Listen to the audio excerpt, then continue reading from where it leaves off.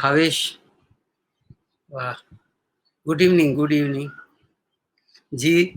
आते रहिए और मेरे ख्याल से और आ जाने दीजिए 2-4 लोग। अगर मैं शुरू करूँगा तो फिर यहाँ मेरी नज़र नीचे नहीं जाएगी, इस वजह से। हाँ, विजय शुक्ला, विजय जी नमस्कार। जयदेव, वाह, गुड इवनिंग। अभी पता लगा कि लोग आ गए हैं और आने वाले हैं और आ रहे हैं, तो बस जैसे ही मैं अपने आप को एकाग्र कर लूँगा तो वैसे भी शुरू हो जाऊँगा। तो मैंने जिस विषय पे मैं बात करने वाला हूँ, मैंने वैसे ही फेंक दिया था, नॉट एक्टिंग। तो लगा कि चलो ऐसा नॉट एक्टिंग अगर बोल दिया जाए तो सारी चीज़ें आसान सी हो जाती हैं मेरे लिए कि नॉट एक्टिंग, कुछ नहीं करना जी, एक्टिंग ही नहीं करनी, कुछ नहीं करनी, तो चलो गप्पे मारेंगे। और आधे घंटा तकरीबन वक्त है मेरे पास, तो आधे घंटे में बस गप्पे मार के निकल आऊँगा। लेकिन बाद में मुझे पता लगा कि ये जो है, मैंने कह तो दिया नॉट एक्टिंग, लेकिन ये नॉट एक्टिंग इतना मुश्किल काम है कि मुझे पूरी जिंदगी लग गई नॉट एक्टिंग में। अभी भी मैं अपने आप को तसल्ली नहीं दे पाता कि मैं एक्टिंग नहीं कर रहा हूँ। वो कहीं ना कहीं कुछ ना कुछ आ ही जाता है। तो मैं अपने काम से बस इसी नॉट एक्टिंग की वजह से अभी तक पूरी तरह संतुष्ट नहीं हूँ। मैं चाहता हूँ एक बार ऐसा काम मुझसे हो जाए जिसमें नॉट एक्टिंग हो, जिसमें मैं एक्टिंग ना करूं, बिल्कुल जो किरदार मुझे दिया गया है उसकी रूह, उसकी आत्मा और उसके पूरे कलेजे को अपने कलेजे के अंदर मिक्स करके और पेश कर दूं। तो ऐसा कुछ मेरे जहन में बहुत बचपन से चलता आ रहा है। और ये सिलसिला जो नॉट एक्टिंग वाला शुरू हुआ है, मेरा पारसी थिएटर के दिनों से शुरू हुआ है। मैं पारसी थिएटर में 67 में घर छोड़ के आ गया था और मैं पारसी थिएटर ज्वाइन कर लिया था। और उसमें मैं सीखना चाहता था म्यूजिक, गाना सीखना चाहता था, और एक्टिंग मेरे गले पड़ गई। जब एक्टिंग गले पड़ी और मुझे उसके बगैर कोई चारा नजर ना आया कि अगर आप उस नाटक कंपनी में, मैं 6 साल रहा उस नाटक कंपनी में। पारसी थिएटर आप लोग जानते हैं, पारसी थिएटर नाटक कंपनी हुआ करती थी, अब तो वो बिल्कुल खत्म हो गई। उसमें मैं 6 साल रहा, बिल्कुल खाना बदोशों की तरह मैंने उस नाटक कंपनी में काम किया। और उस कंपनी में हम टेंट वेंट लगा लेते थे और 24x24 का एक गड्ढा किया करते थे। गड्ढे की मिट्टी निकाल के गड्ढे के ऊपर रख देते थे उस तरफ, सामने की तरफ, तो उसका वो स्टेज बन जाता था। गड्ढे में हम चेयर लगा देते थे हम लोग, तो वो फर्स्ट क्लास हो जाता था। उसके पीछे दरी बिछाते थे, वो सेकंड क्लास हो जाता था। और उसके पीछे जो जमीन पे बैठते थे वो थर्ड क्लास हो जाता था। तो फर्स्ट क्लास, सेकंड क्लास और थर्ड क्लास, तीनों क्लास हुआ करते थे। गड्ढे में फर्स्ट क्लास होती थी, उसके ऊपर थोड़ा सा दरी पे वो सेकंड क्लास और जमीन पर थर्ड क्लास। तो मैं 6 साल इस तरह से बिल्कुल खाना बदोशों की तरह टेंटों में रह के और बस इसी तरह गड्ढे खोद के और इस तरह करके मैं उनके साथ रहा। और वहां ये सारी चीजें मैंने सीखी। ये जो सहजता से काम कर जाना, बड़ी बात सहजता से कह जाना, इसी में असर है। हम जो जिस तरह के वहां नाटक किया करते थे और जिस तरह का काम किया करते थे, उसमें बड़ी सहजता होती थी।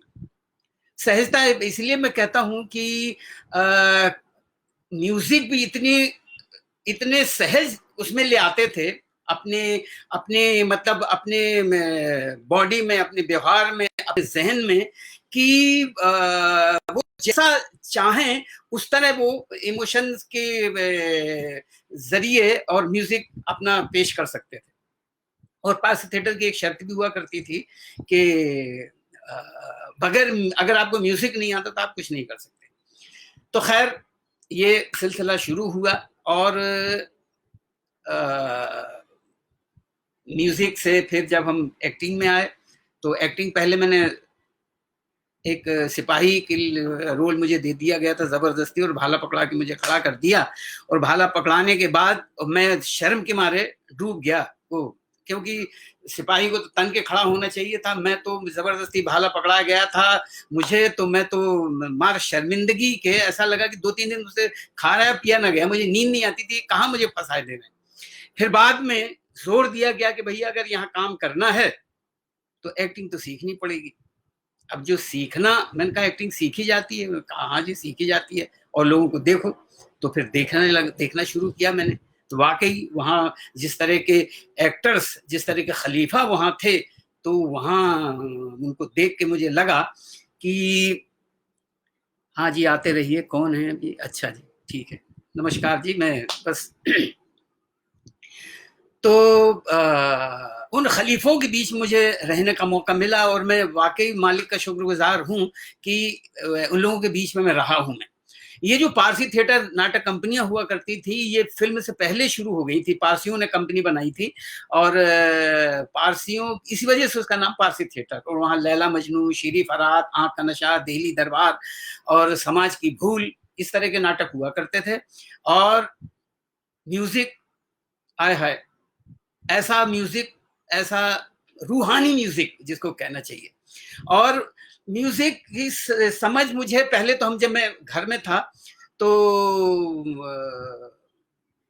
वहां पे जबलपुर में एक छोटे से गांव का हूं मैं, तो वहां तो म्यूजिक बस फिल्मी गानों से हम सीख लेते थे, जो फिल्मी गाने थे बस ऐसा लगता था बस यही सब कुछ है, यही म्यूजिक, इसके आगे कोई म्यूजिक नहीं है, ये क्लासिकल क्या होता है, ये क्या होता है, वो मुझे कुछ नहीं पता था।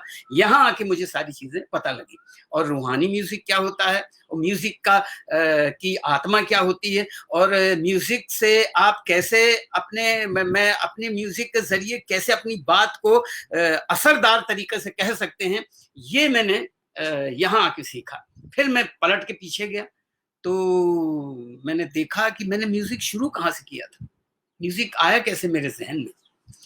तो मुझे याद आया कि जहाँ मेरा घर था, जहाँ मेरा जन्म हुआ, वो एक आधार ताल एक जगह है, वहाँ एक तालाब है, तालाब के पास एक टीला है, टीला के ऊपर एक ही घर था जो हमारा था, दूर दूर तक कोई घर नहीं थे। हम गर्मी में वहीं जाया करते थे, और बड़ी छोटी सी उम्र रही होगी मेरी, 3-4 साल की, तो एक पापड़ वाला वहां गली से पापड़ बेचते हुए निकलता था, और सिर्फ एक घर के लिए पापड़ बेचता, दूर खेतों की मेढ़ों के ऊपर से वो निकलता था। और वो जिस तरह से पापड़ बेचता, उन दिनों सब कुछ जो भी बेचते थे बस गा के बेचते थे। तो पहले तो मैं पापड़ का वाले का बता दूं, क्योंकि मैं उसको उस्ताद की तरह समझता हूँ कि गाना, अगर वो पापड़ वाला मेरे घर के बगल से पापड़ बेचते हुए ना निकलता, तो मैं आज गाने के जो थोड़े बहुत म्यूजिक के मुझे जो नॉलेज वो भी नहीं थी। तो वो पापड़ बेचते हुए निकलता था कि मूंग का पापड़ लो, उड़द का पापड़ लो, मूंग का पापड़ लो, उड़द का पापड़ लो।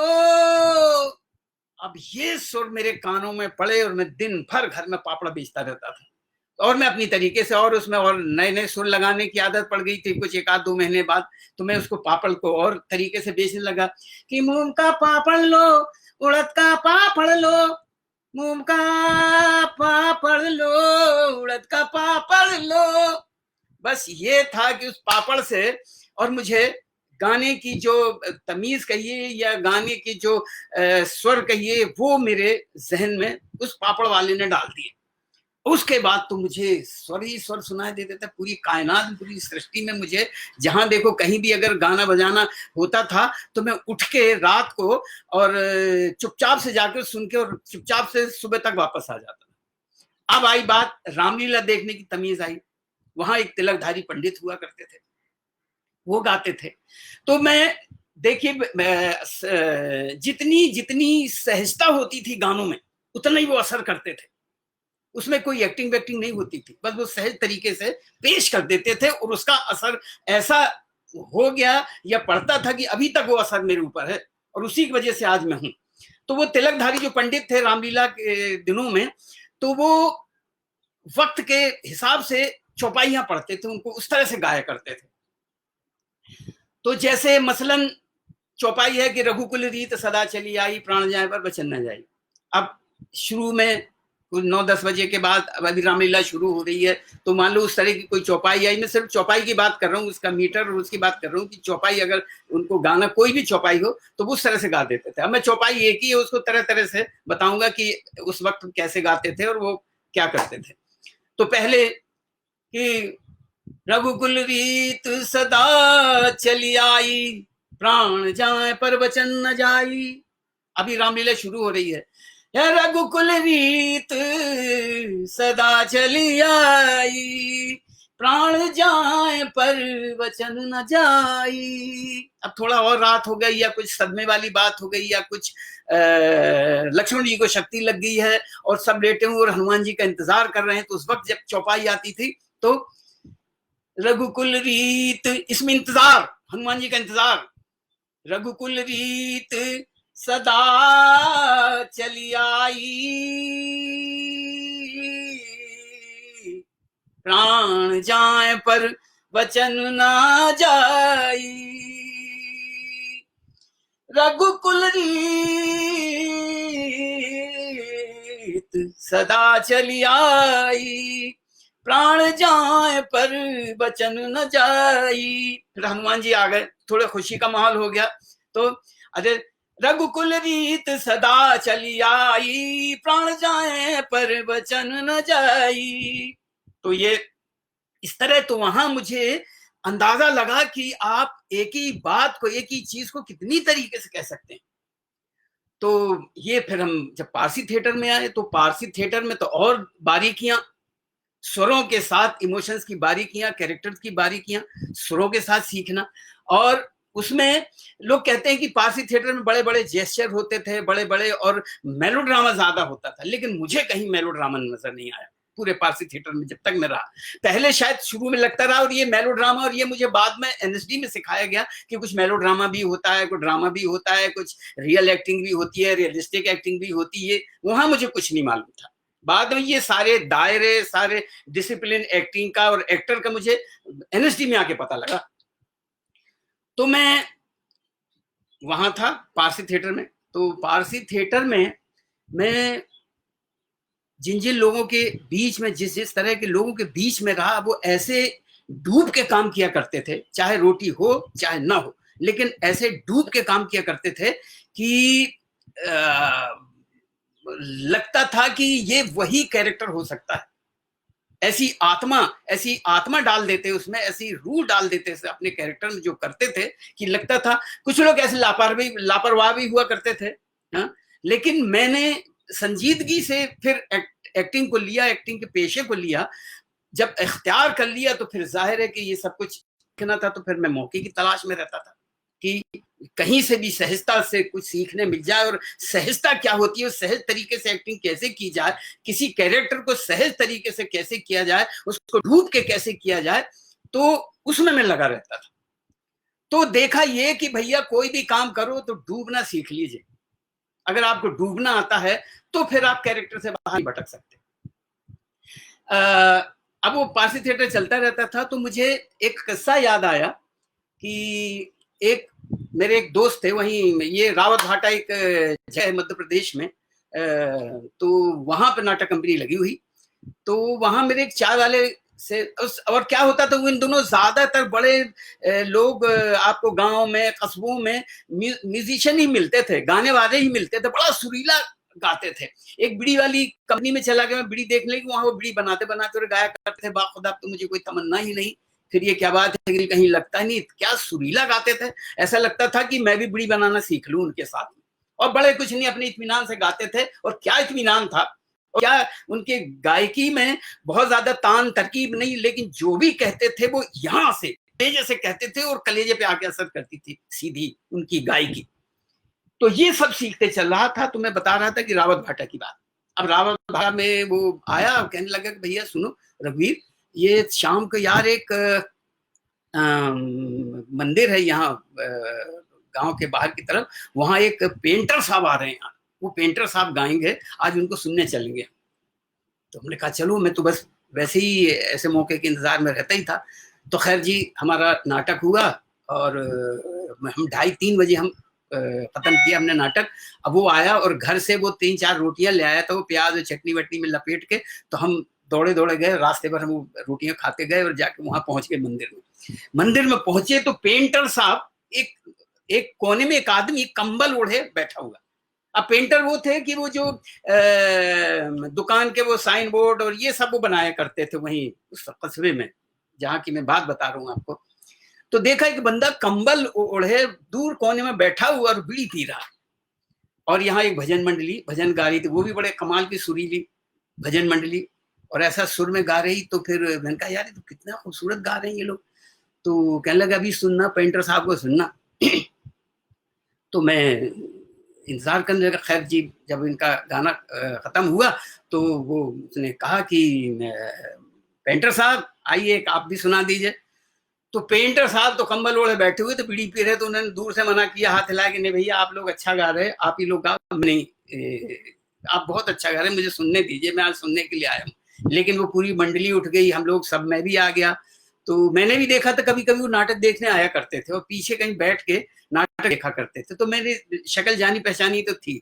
तो खैर जी, अब वो उनको बुलाया गया, वो जबरदस्ती कंबल में लिपटे आए और जाके वो हारमोनियम के पास कंबल के साथ बैठ गए और उनके हाथ में बीड़ी थी। बीड़ी को उन्हें बहुत जोर से 2-3 सुट्टे खींच के वो बीड़ी खत्म की और बगल में बुझा दी बीड़ी। और उसके बाद उन्होंने हारमोनियम पे हाथ रखा। जब हारमोनियम पे हाथ रखा तो पहले तो 1-2-3-4 सेकंड तक वो टटोलते रहे हारमोनियम को, और मेरे ख्याल से 10-15-20 सेकंड में उनका हाथ हारमोनियम पे फुलझड़ी की तरह चलने लग गया। और जो उन्होंने समा बांधा, फिर तो उनके कंधे से कब कंबल गिरा उन्हें होश नहीं, और उन्होंने गाना शुरू किया। ये गजल के मुझे थोड़ा सा याद है, मैं सुना देता हूँ कि इतना खूबसूरत गाया, मैं तो और जन्म ले लूं तब भी नहीं सीख पाऊंगा, लेकिन जो सुनाया वो मेरे आज तक उनकी पूरी तस्वीर मेरे सामने है कि जैसे जिस तरीके से वो आके बैठे और उन्होंने गाना शुरू किया और हारमोनियम बजाया। बाद सबा उनसे जाकर हाले हमें हिजरा कह देना, बाद सबा उनसे जाकर हाले हमें हिजरा कह देना, और तूने जो यहाँ पर देखा है, तूने जो यहाँ पर देखा है, वो हाल परेशान कह देना, बाद सबा उनसे जाकर।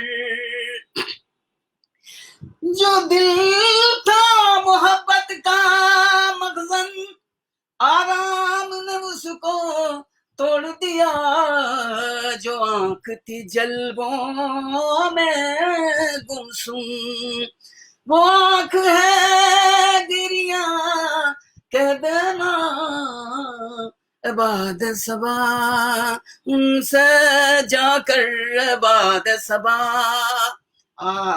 जो गाया, गाने के बाद फिर कई दिनों तक क्या आज तक मेरे कानों में वो आवाज उनकी गूंजती रहती है, और ऐसा लगता है कि हम जिंदगी में कब ऐसा सीख पाएंगे उनकी तरह। तो बस यही शिद्दत होती है बेसिकली, कि आप बगैर कुछ किए सहजता से अगर चीज हासिल करना चाहें, लेना चाहें, तो कहीं भी मिल जाती है। तो एक्टर का सबसे पहला फर्ज है कि अपने आंख कान खुले रखें और कहीं कुछ भी मिल जाए उसे हासिल करने की कोशिश करें, क्योंकि हमको रास्तों से और सड़कों में ही सुनाई देता है, और सीखने का मौका सड़कों से ही मिलता है। अगर वो पेंटर साहब मुझे ना मिलते तो पता नहीं उन्होंने क्या उस दिन के बाद मुझे क्या क्या सिखा दिया। मुझे जीने का मेरा नजरिया बदल गया, मेरा तरीका बदल गया, मेरे सीखने का तरीका बदल गया।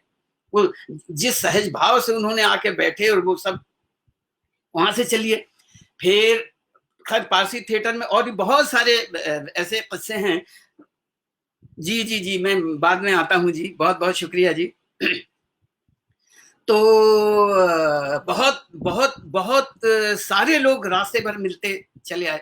एक सज्जन थे जो उस्ताद कहलाते थे, एक बार उनका स्टेज पे सुर नहीं लगा तो वो उठ के गए और एक मंदिर में जाके घंटे की आवाज से साथ ढूंढने लगे। फिर उन्होंने बीड़ी जला के सा लगाना शुरू कर दिया। तो ऐसे ऐसे लोगों से मैं के बीच से और उनके सोहबत से होके गुजरा हूँ। अब आ जाइए, क्योंकि वक्त बहुत कम है तो मैं जरा समेटने की कोशिश में भी रहूंगा कि और एक्टिंग की और जो सहज, तो पारसी थिएटर छोड़ने के बाद जब पारसी थिएटर खत्म हो गया तो मैं लखनऊ आ गया। लखनऊ में एक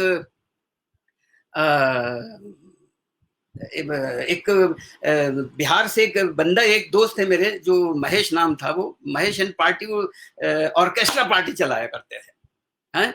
तो वो हमें लखनऊ से ले जाते थे और फिर हम जाके मई जून का महीना वहां बारातों के प्रोग्राम में हम वो ऑर्केस्ट्रा में गाया करते थे। तो वहां मेरे साथ 2-3 ऐसी कमाल की घटनाएं हुई जो मैं शेयर करना चाहता हूं आप लोगों से। मैं देखिए, ये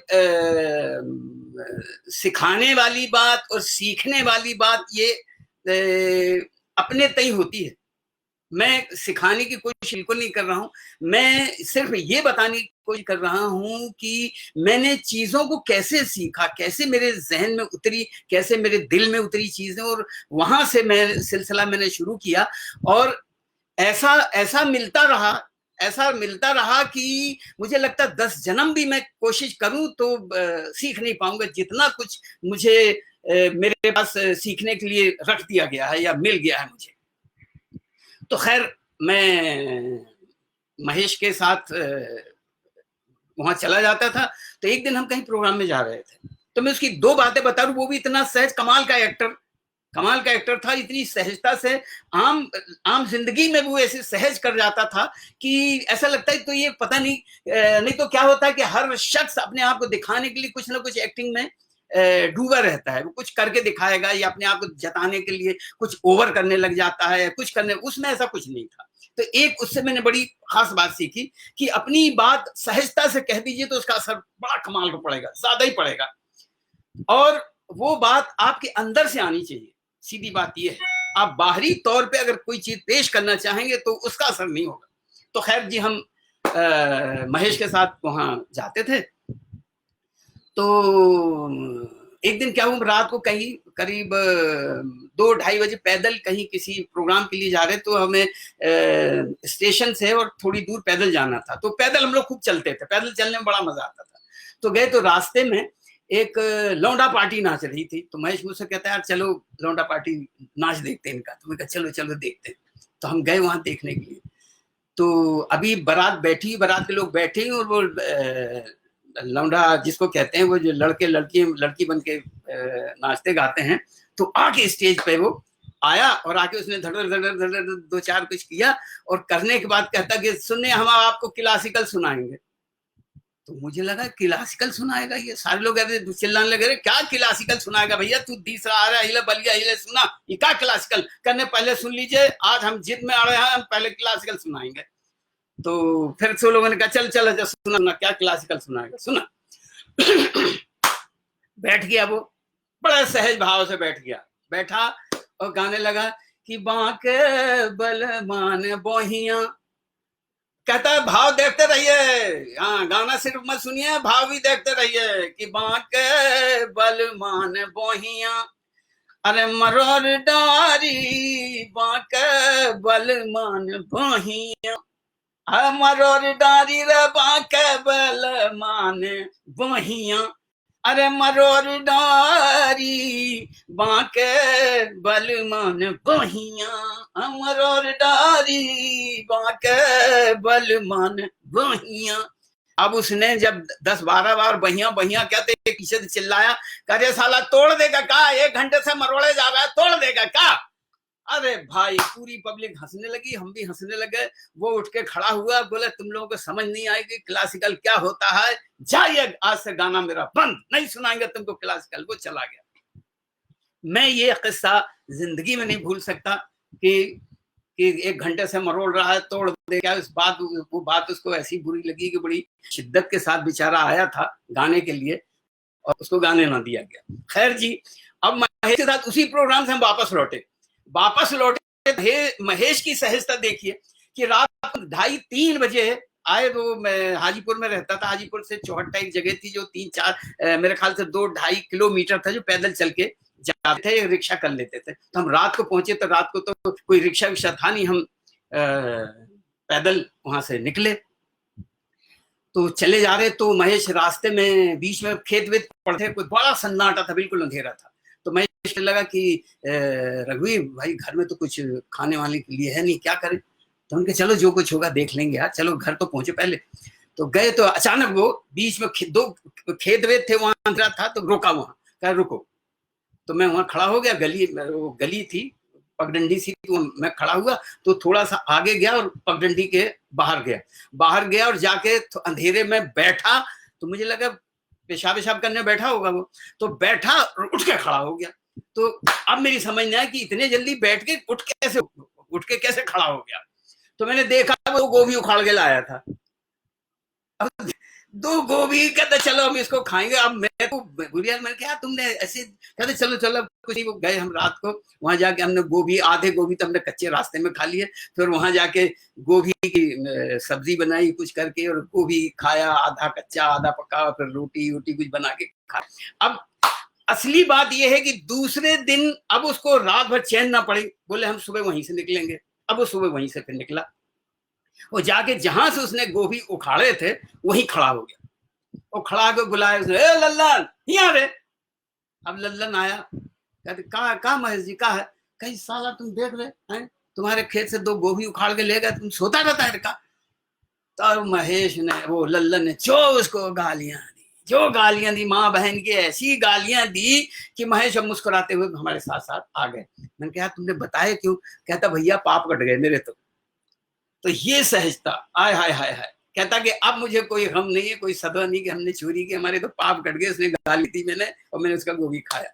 तो ये बात है, ये जो सलीका है ये हमारे गांव कस्बों में ये अभी तक बरकरार है। और मैं तो चाहता हूं कि हर एक्टर को अपने गांव से, जहां से वो आए, अपने कस्बों से, अगर वो वहां के हैं तो वहां से सीखनी चाहिए ये सहजता, ये जो म्यूजिक, ये जो वहां का स्वर, वहां की फजा में जो है, वो वहां से सीखने चाहिए। अगर आप नहीं है तो जाके जरा देखिए कि हमारे हिंदुस्तान के गांव में क्या क्या भरा हुआ है, क्या क्या पड़ा हुआ है वहां। तो खैर ये सब सिलसिलेवार सीखते रहा, चलता रहा, होता रहा। और मैं इन लोगों से जिनके साथ में रहा उनसे इसी तरह सीखता रहा। फिर बाद में मैं एनएसडी आ गया। एनएसडी में जब क्लासेस भी, मैंने कभी एक्टिंग की मुझे मालूम नहीं था कि क्लासेस भी हुआ करती थी, और कैरेक्टर का एक दायरा होता है, ये मैंने वहां सीखा। कैरेक्टर का एक डिसिप्लिन होता है, वो वहां सीखा।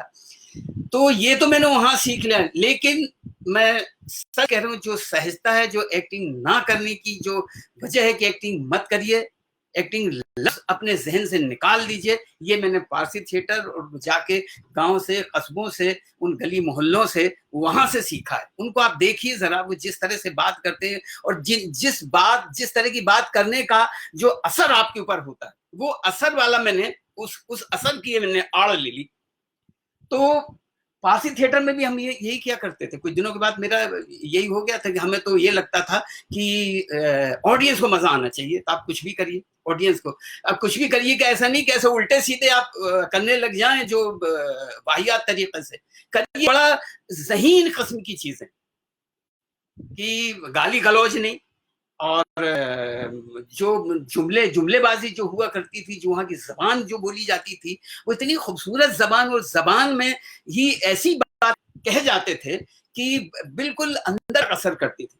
तो बस वही असर बर्दाश्त कर करके और सुन के और सीख के मैं जो कर पाया हूँ, जो सीख पाया हूँ, वहीं से सीखा। और आज भी जब मैं देखता हूँ कि जो एक्टिंग अगर आपको करने दी गई है, तो एक्टिंग लफ्ज जो है वो जहन से हटा दी। जब तक आप ये एक्टिंग लफ्ज जहन से नहीं हटाएंगे, तब तक आप एक्टिंग कर ही देंगे। तो कैरेक्टर करिए, लेकिन कैरेक्टर की एक्टिंग मत करिए, नकल में तब्दील हो जाती है। मैं जब पारसी थिएटर में था तो मुझे पहले ही एक हमारे वहाँ मैनेजर थे, उन्होंने, मैं उन दिनों मुकेश के गाने मुकेश की आवाज में गाता था, मन्ना डे की आवाज उसकी उनकी कॉपी किया करता था। तो एक दिन वो कहने लगे कि ऐसे नकल करते रहोगे क्या, तुम्हारे पास अपना कुछ नहीं है क्या, अपनी आवाज में नहीं कर सकते। वो बात मुझे लग गई। उनका कहना बिल्कुल वाकई बहुत सही था और सही है कि ईश्वर ने आपको दिया हुआ है, सब कुछ है आपके पास में। अगर आप नकल करेंगे किसी की तो आप वो बन जाएंगे जिसकी आप नकल करते हैं। आपका क्या रहा, जो आपको ईश्वर ने दिया है, जो खूबी आपको दी है, कुदरत से जो आपको खूबी मिली है, जो आप करना चाहते हैं, जिसकी वजह से आप इस फील्ड में आए, किसी फील्ड में आए हैं, तो अपनी तरह से अपने अंदर को टटोल के अपने अंदर देखिए कि आप में खूबियां क्या हैं, उन खूबियों को और निखारिए, निखारने की कोशिश करिए। मैं तो, मेरे पास बुंदेलखंडी साव शाम नहीं मुझे मालूम था, मैं जाके वहीं सीखा। जब देखा कि अब एक्टिंग ये गले पड़ गई तो सबसे पहले अपना तलफ्फुज ठीक करिए, तो वो मैं ठीक करने में लगा। तो क्या है कि आपकी मंशा होनी चाहिए सीखने की, और इसमें जब तक आपके अंदर जुनून नहीं पैदा होगा तब तक आप ये आगे नहीं कर सकते, कोई भी काम नहीं कर सकते। तो हर काम करने के लिए उसका मजा लेना आपको आना चाहिए, उसका जुनून आपके अंदर होना चाहिए। और फिर देखिए कि जिसको आप कामयाबी कहते हैं या कुछ भी कहिए, मैं तो कामयाबी बहुत बात की बात है, अपने अपने अंदर का सुकून जो आपको मिलना चाहिए वो तभी मिल पाएगा आपको कि जब आप अपने आप को सब कुछ देखते हुए, सबको सुनते हुए और अपने अपने आप को देखते हुए, अपने खूबियों को देखते, अपनी खामियों को देखते हुए और अपने आप को पहचानते हुए चलेंगे, तब कहीं जाके आप जिंदगी में कुछ कर पाएंगे। नहीं तो आप कुछ नहीं कर पाएंगे, आप दूसरे की नकल ही करते रह जाएंगे और बस। और नकल एक्टिंग आती है, तो एक्टिंग मत करिए, अगर करना है तो अपने आप को पहचानिए, अपने अपने अपने इर्द गिर्द सड़कों पे जहाँ जो आपका पेशा है उनको देखिए, उनके रहन सहन को देखिए, उनका उनके चाल ढाल देखिए, और क्यों क्या सब सब सवाल आप अंदर उठते हैं, ये सारी चीजें, तो उन पे काम करिए और उनके अंदर उतरना सीखिए, डूबना सीखिए। तैरना तो आ जाता है, डूबने में बड़ा मजा है, डूबना नहीं आता। तो जितना आप डूब पाएंगे उतने ही सहज तरीके से आप काम को कर जाएंगे। तो बस यही सारी चीजें हैं। और फिर मैं ये कहना चाहता था कि वो जो उन्होंने मुझसे ये बात कही कि तुम नकल करते रहते, उसके बाद फिर मैंने वो सब की नकल करनी छोड़ दी, फिर मैं अपनी तरीके से गाने लगा, जैसे मुझे समझ आया उस तरह से गाने लग गया और गाने में अपनी तरीके के सुर लगाने लगा जो मुझे महसूस होने लगे। फिर अपने यहाँ का फोक जो मैं गाता था उसमें भी वहां सुने मैंने, उनको तो ठीक से खाका तो याद कर लेने की कैसे, लेकिन उस खाके में वो जो बंदिश है, जो भी कहिए, उस खाके में फिर अपना क्या डाल सकते हैं, अपना हृदय उसमें कैसे उंडेला जाए, वो सारी चीजें ऐसे लोगों से मिल के, ऐसे लोगों की सोहबत में तब मैं सीख पाया। तो अभी बस यही लगता है कि बस ईश्वर करे मुझे सहज बनाए रखे और सहजता से मैं चलता रहूं और इसी सहज तरीके से सीखता हूं। और मुझे सीखना ही है, बस करना नहीं है, करने वाली बात बाद में है। मैं इस जन्म में थोड़ा सा भी सीख जाऊं कुछ अपने, ताकि मुझे थोड़ी सी तसल्ली होती रहे। तो मैं शायद अपने आप को बड़ा शुक्रगुजार समझूंगा, ईश्वर का शुक्रगुजार कि मुझे ये जो सीखने का जो सलीका दिया है, तो मुझे और इसी तरह और गहराई में डूबने की का सलीका दे। और बस यही सारी बातें हैं। और क्या कहूँ मैं, अब सवाल और जवाब का वक्त मेरे ख्याल से निकल गया है कि मैं 4-5 मिनट ऊपर चला गया हूँ। तो मेरे ख्याल से क्या कह रहे हैं जी मालव राजदा सर? हाँ जी, बहुत बहुत शुक्रिया आपका। बस कोशिश करता हूँ जी, बस कोशिश करता हूँ मैं, इनको सारे कैरेक्टर्स अच्छे लगे, बड़ी अच्छी बात है। और कुछ बढ़िया फोक सुना दीजिए अब। हैं जी बुंदेलखंड का कुछ सुनाई देता हूँ। मुझे याद आता है कि हम बचपन में बैलगाड़ियों पे मेला देखने के लिए करते थे। तो मेला देखने जब जाते थे तो रात को भेड़ा घाट का मेला, नर्मदा जब संक्रांति का मेला होता तो रात को बैलगाड़ी में तो 15-20 बैलगाड़ियां होती थी जो जाया करती थी, तो पूरा गांव उस बैलगाड़ी सवार होता था और नीचे लालटेन ये होती थी, लालटेन की रोशनी होती थी, क्योंकि सड़कों पे उन दिनों कोई लाइट वाइट कुछ नहीं थी, तो हम अंधेरे में चले जाया करते थे। मुझे हल्का हल्का सा याद है। और औरतें वो मर्द गाते हुए जाते थे। अब गाते हुए जाने का शायद अब मुझे अर्थ समझ आ रहा है कि गाते इसलिए जाते, तो रास्ता उनका टाइम निकल जाए, क्योंकि बड़ा लंबा सफर होता था कि शाम को निकलते थे, सुबह पहुंचते थे, तो पूरी रात उनको बैलगाड़ी से चल के जाना पड़ता था। और गाते थे, कुछ लमटेरा कहते हैं उसको, वो गाते जाते थे। और गाने थे वो भी गाते थे। और एक और खूबसूरत बात है कि मध्य प्रदेश बुंदेलखंड में हर जगह जब चक्की पीसती हैं औरतें तब भी गाती हैं, वो मेरे कानों में स्वर हैं। तो मैं थोड़ा थोड़ा सुनाता रहूंगा आपको, नहीं तो क्या है कि अगर ज्यादा सुनाने लग गया तो फिर कभी मौका मिलेगा मैं फिर और सुना दूंगा आपको। फिर एक हम बैठ के फोक म्यूजिक पे ही बात कर लेंगे। तो पहले तो मैं ये सुना दूं कैसे गाते हैं वो लोग। हरे जी हो, ये लमटेरा है। नर्मदा मैया तो कुंवारी बहन रे,